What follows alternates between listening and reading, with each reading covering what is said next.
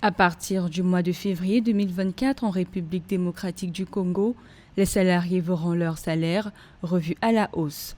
Ceci en raison de la signature par le ministre du Travail et de l'Emploi, Ephrem Akwakwa, d'un arrêté portant ajustement du salaire minimum interprofessionnel garanti à 14 500 francs congolais contre 7 075 francs congolais auparavant pour le travailleur manœuvre ordinaire.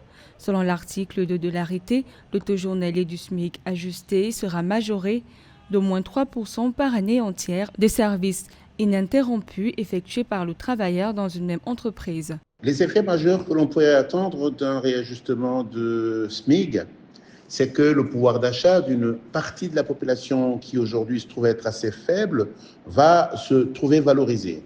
Et bien sûr, il faudrait que le premier employeur qui se trouve être l'État respecte lui-même ce SMIC et qu'il le mette en application. D'après la Banque mondiale, en 2024, environ 73,5% des Congolais vivaient avec moins de 2,15 $ par jour. Selon la même source, environ une personne sur 6 qui vit dans une extrême pauvreté en Afrique subsaharienne habite en RDC, selon l'institution. Ainsi, cette décision prise vise à offrir une réponse concrète à l'érosion du pouvoir d'achat des travailleurs congolais.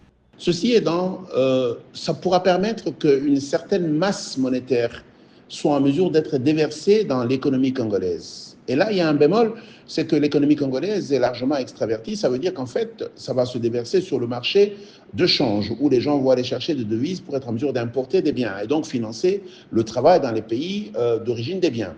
Rappelons cependant que le dernier ajustement du SMIC a été signé en 2018. Depuis, les réalités économiques, notamment l'inflation, ont rendu cet ancien taux obsolète, justifiant la révision actuelle.